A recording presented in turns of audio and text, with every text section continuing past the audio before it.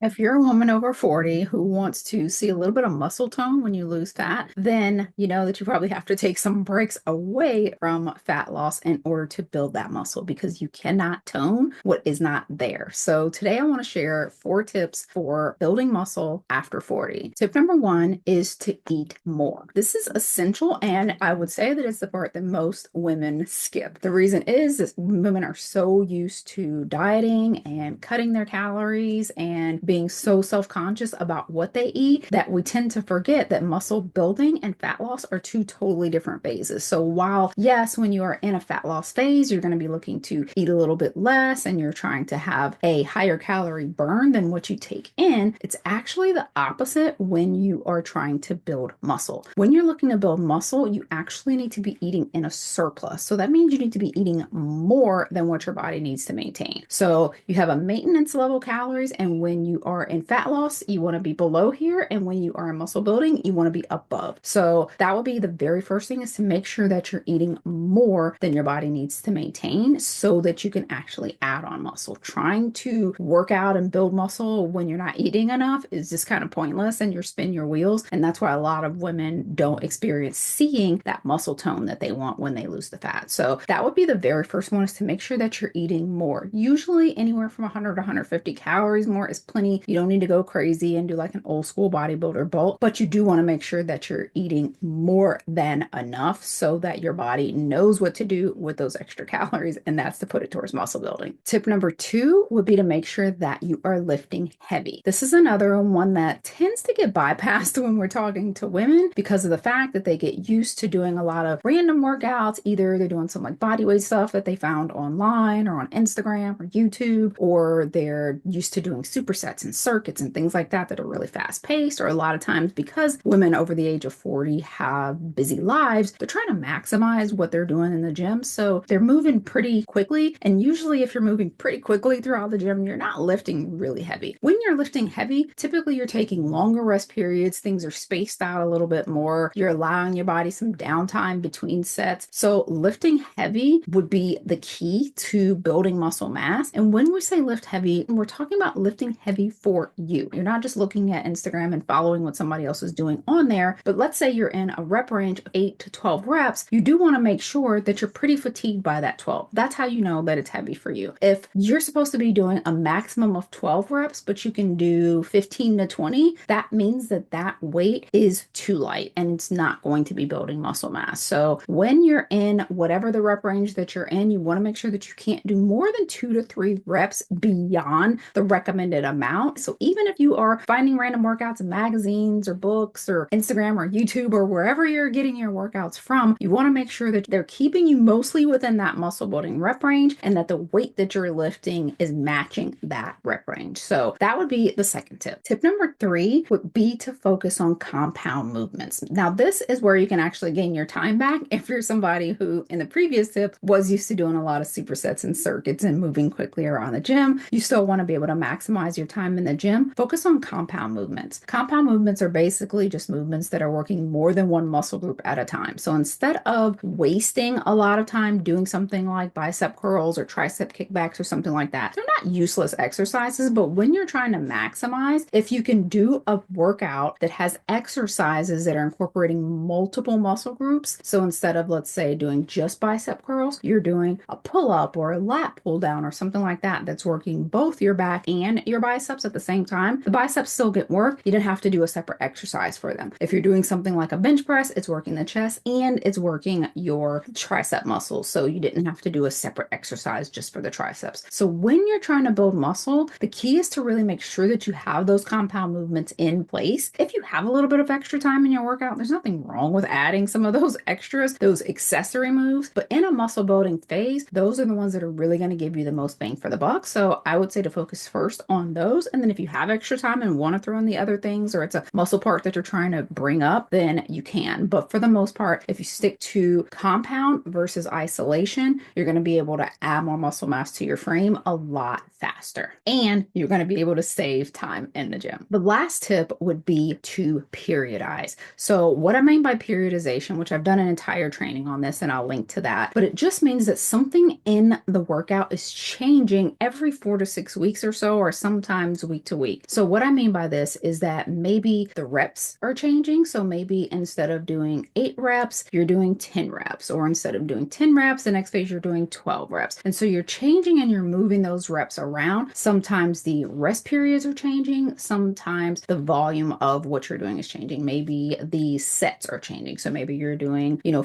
or 5 sets instead of 2 to 3 sets. So periodization just means that some part of that is changing up. And that's a big part of building muscle. One of the things that a lot of people, especially when they're DIYing, kind of get stuck on is looking for what's the perfect rep range for me to be in. And when they hear, they're like, okay, 8 to 12 reps is where you build muscle at. They just want to stay there. And the thing about your body is that it's always adapting. So if you just stay in one rep range, it just stops changing. So you want to make sure that you are constantly changing. And then when you are in one specific rep range, that you're constantly doing the challenge that we talked about earlier of lifting heavy and making sure that you're lifting as heavy as possible within that rep range. So even though one rep range may be essential for building muscle, it may be more of that muscle building zone, it doesn't mean that you never veer into the other territories, because they all complement each other. And I've done a training before on the rep ranges and which rep range is best, and I'll link to that. But also I highly recommend checking out the periodization video, because of the fact that those will help you to understand the bigger picture of why periodization needs to be included if you are somebody that's looking to add muscle mass to your frame. It's something that is absolutely necessary. You cannot just keep doing the same thing over and over and over and expecting different results. So having some level of periodization is going to help. I also highly recommend checking out the Eat More to Weigh Less training app, where I've done all the periodization for you. So it's an entire year of periodization. So you never have to worry about what did I do last week or what did I do 2 months before. It's always periodizing for you, and it's made to make sure that you are constantly progressing and having that progressive overload included that is absolutely necessary for muscle building. So I will link to all of those things below, but as long as you are being consistent in those 4 areas and you're giving yourself enough time, because managing your expectations of time is also important, because it does take some time to add muscle. Taking those designated times of your year where you're focusing specifically on muscle building and you're focused in those 4 areas is going to help you. Even though building muscle is a little bit harder after 40, it'll still help you so that when you go back into fat loss phases, you'll be able to see more and more of that lean defined muscle. And the more times that you go through that process, the more of that lean muscle mass that will show through when you get back to the fat loss phase. So thank you guys for joining, and I will see you in the next one.